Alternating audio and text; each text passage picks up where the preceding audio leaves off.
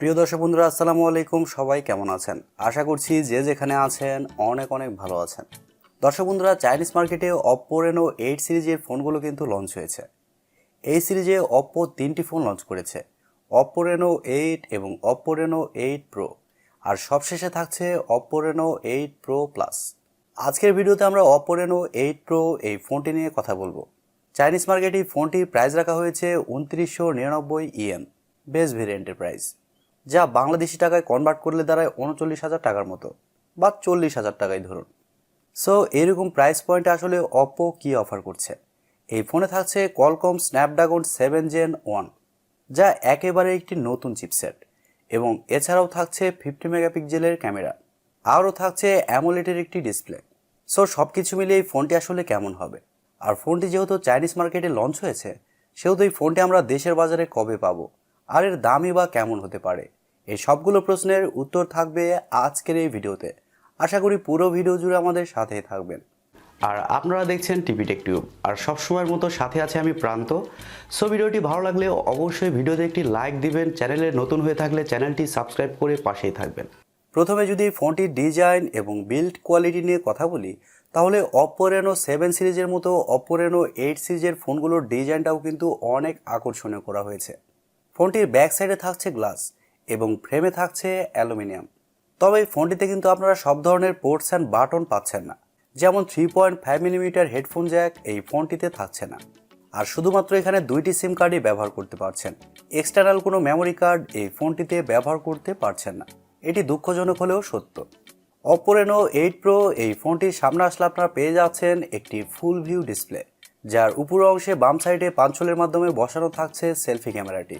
আর ভালো ব্যাপার হচ্ছে ফোনে থাকছে ইন ডিসপ্লে ফিঙ্গারপ্রিন্ট সেন্সর, তবে তা খুবই ফাস্ট এবং অ্যাকুরেট বলে জানতে পেরেছি। আর ফোনটি মার্কেটে 3টি কালার ভেরিয়েন্টে পাওয়া যাবে, ব্ল্যাক, ব্লু এবং গোল্ড।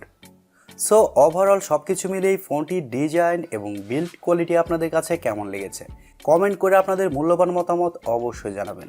আর আমার কাছেও পার্সোনালি ফোনটির ডিজাইন খুবই ভালো লেগেছে। এবার যদি ফোনটির ক্যামেরা সেকশন নিয়ে কথা বলি, তাহলে এখানেও থাকছে বিশেষ আকর্ষণ। এই ফোনটির ব্যাক সাইডে থাকছে 3টি ক্যামেরা, যার মেন সেন্সর হিসেবে থাকছে 50 মেগাপিক্সেলের একটি ওয়াইড সেন্সর, যা f1.8 অ্যাপারচার। আর এই সেন্সরটি হচ্ছে সনি IMX766 সেন্সর, যা Realme 9 Pro Plus ওই ফোনটিতেও কিন্তু ব্যবহার করা হয়েছে। তবে Oppoর এই ফোনটির ক্যামেরাতে OIS আছে কিনা এই বিষয়ে শিওর না। ফোনটিতে সেকেন্ড সেন্সর হিসেবে থাকছে 8 মেগাপিক্সেলের একটি আলট্রা ওয়াইড সেন্সর, যা f2.2 অ্যাপারচার, এবং সবশেষে থাকছে 2 মেগাপিক্সেলের একটি ম্যাক্রো সেন্সর। আর ফোনটির ব্যাক ক্যামেরার ফিচার হিসেবে থাকছে dual LED flash HDR panorama. তবে ভালো ব্যাপার হচ্ছে ফোনটির ব্যাক ক্যামেরা দিয়ে আপনারা সর্বোচ্চ 4K-তে 30 fps শ্যুট করতে পারছেন, এবং 1080p-তে সর্বোচ্চ 120 fps পর্যন্ত শ্যুট করতে পারছেন। ক্যামেরাতে OIS এর ব্যাপারে শিওর না হলে এখানে কিন্তু আপনারা EIS পেয়ে যাচ্ছেন। আর ফোনটিতে সেলফি ক্যামেরা হিসেবে থাকছে 32 মেগাপিক্সেলের একটি ওয়াইড সেন্সর, যা 2.4 অ্যাপারচার। তবে স্যাডলি এই ফোনটির সেলফি ক্যামেরা দিয়ে আপনারা শুধুমাত্র 1080p-তে 30 fps-এই শ্যুট করতে পারছেন, সেলফিতে কিন্তু 4K অপশানটা থাকছে না। আর আমার মনে হয় এই বাজেটের ফোনগুলোতে সেলফিতেও 4K অপশানটা থাকা অবশ্যই প্রয়োজন। আপনাদের কি মনে হয়? ডিসপ্লে সেকশনে কথা বলতে গেলেই ফোনে থাকছে 6.62 ইঞ্চির একটি অ্যামোলেড প্যানেল। আর এই ডিসপ্লেটি হচ্ছে ফুল HD প্লাসের একটি ডিসপ্লে, যা রেজুলেশন হিসেবে থাকছে 1080x2400 পিক্সেল, এবং আরও থাকছে 397 ppi ডেন্সিটি। এই ডিসপ্লেতে আরও থাকছে 120 হার্টসের রিফ্রেশ রেট, যার কারণে ডিসপ্লে টাচ রেসপন্স কিন্তু খুবই ভালো হবে, এবং আরও থাকছে 1300 নিটস পিক ব্রাইটনেস। এর কারণে আউটডোরে যখন এই ফোনটি আপনি ব্যবহার করবেন, তখন ডিসপ্লেতে ব্রাইটনেসের ঘাটতি খুব একটা ফিল করবেন না। আর অ্যামোলেড প্যানেল হওয়ার কারণে ডিসপ্লের কালার কোয়ালিটিও কিন্তু যথেষ্ট ভালো হবে। ডিসপ্লের আরেকটি ভালো ব্যাপার হচ্ছে ডিসপ্লের প্রোটেকশন হিসেবে থাকছে Corning gorilla glass 5। Overall Oppo এখানে ভালো ডিসপ্লে প্রোভাইড করেছে, এই বিষয়ে কোনো সন্দেহ নেই। ফোনটির সফটওয়্যার এবং পারফরমেন্স নিয়ে যদি আমরা কথা বলি, তাহলে এই ফোনে থাকছে Android 12, যার ব্যাকএন্ডে থাকছে ColorOS 12.1। আর আমি প্রথমেই বলেছি ফোনটিতে চিপসেট হিসেবে থাকছে Qualcomm Snapdragon 7 Gen 1, যা 4 ন্যানোমিটার আর্কিটেকচারে তৈরি করা একটি Octa-core প্রসেসর, আর এটি একটি 5G প্রসেসর। এই প্রসেসরটা কিন্তু Qualcomm Snapdragon 8 Gen 1 থেকেও নতুন, অর্থাৎ 8 Gen 1 এর পরে কিন্তু 7 Gen 1 রিলিজ হয়েছে। এই চিপসেটের আন্তত স্কোরও কিন্তু 8 লাখের উপরে, যার কারণে ফোনটির পারফরমেন্স খুবই ভালো হবে। যে কোনো হাই লেভেলের গেমস মিডিয়াম টু হাই সেটিংসে আপনারা ইজিলি খেলতে পারবেন। গেমস খেলার সময় কোনো ধরনের ল্যাগ বা ফ্রেম ড্রপ লক্ষ্য করবেন না। আর মাল্টিটাস্কিং সহ ভিডিও এডিটিংয়ের মতো কাজগুলো খুবই স্মুথলি করতে পারবেন। এদিক দিয়ে কোনো ধরনের সমস্যা কিন্তু হচ্ছে না। চাইনিজ মার্কেটে এই ফোনটি 3টি ভ্যারিয়েন্টে লঞ্চ হয়েছে: 8GB র্যাম, 128GB রোম এবং 8GB র্যাম, 256GB রোম। আর সবশেষে থাকছে 12GB র্যাম, 256GB রোম, যার স্টোরেজ টাইপ হিসেবে থাকছে UFS 2.2 এবং র্যাম টাইপ হিসেবে থাকছে LPDDR4X। তবে আমি আবারও বলছি, এই ফোনটিতে আপনারা মাইক্রোএসডি কার্ড ব্যবহারের সুযোগ সুবিধা কিন্তু পাচ্ছেন না। ফোনটিতে এছাড়াও ওয়াইফাই, ব্লুটুথ, জিপিএস, এনএফসির মতো আরও অনেক ফিচার পেয়ে যাচ্ছেন এবং ইউএসবিতে থাকছে USB type C 2.0। Battery section নিয়ে কথা বলতে গেলে এই ফোনে থাকছে 4500 mAh একটি ব্যাটারি, আর ফোনটিকে চার্জ করার জন্য থাকছে 80 ওয়াটের একটি চার্জার।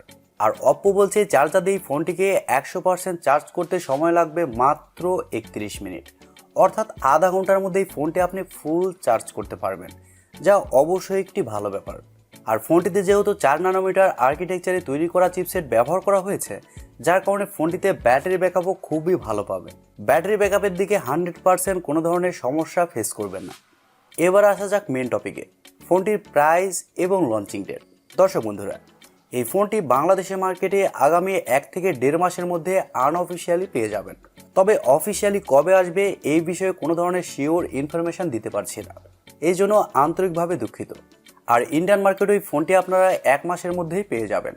দেশের বাজারে এই ফোনটির বেস ভেরিয়েন্টের প্রাইস হতে পারে 45 থেকে 50 হাজার টাকা, আর ইন্ডিয়ান মার্কেটে এই ফোনটি প্রাইস হতে পারে 38 থেকে 40 হাজার রুপি। তবে সবগুলো ফোনের দাম যেহেতু বেড়ে যাচ্ছে, এর থেকে কিছুটা বেশিও কিন্তু হতে পারে। আর এরকম প্রাইস পয়েন্টে অপ্পো কিন্তু ভালো কিছু অফার করছে, যেমন কলকম স্ন্যাপড্রাগন 7 Gen 1 চিপসেট, এবং ডিসপ্লেও থাকছে ভালো, আর ক্যামেরাও থাকছে খুবই ভালো। সো সব কিছু মিলিয়ে আমার মনে হয় এরকম প্রাইস পয়েন্টে আপনারা যদি ভালো দেখতে একটি ফোন নিতে চান এবং সেখানে ভালো পারফরমেন্স চান আর ভালো ক্যামেরা সেটআপ চান, সেক্ষেত্রে এই ফোনটির জন্য আপনারা অবশ্যই ওয়েট করতে পারেন। আর জানেনই তো, ভালো জিনিসের জন্য অপেক্ষা করা যেতেই পারে। আশা করি Oppo Reno 8 Pro 5G এই ফোনটি সম্পর্কে আপনারা বিস্তারিত খুব ভালোভাবে বুঝতে পেরেছেন। আর আপনাদের যদি Oppo Reno 8 বা Oppo Reno 8 Pro Plus এই দুইটি ফোনের ভিডিও প্রয়োজন হয়, অবশ্যই কমেন্ট। সো দর্শক বন্ধুরা, এই ছিল আজকের ভিডিওটি আপনাদের কাছে কেমন লেগেছে কমেন্ট করে অবশ্যই জানাবেন।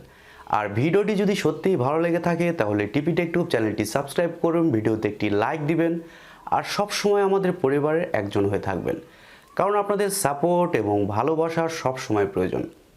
সো আজকের মতো এই পর্যন্তই, দেখা হবে পরবর্তী কোনো ভিডিওতে।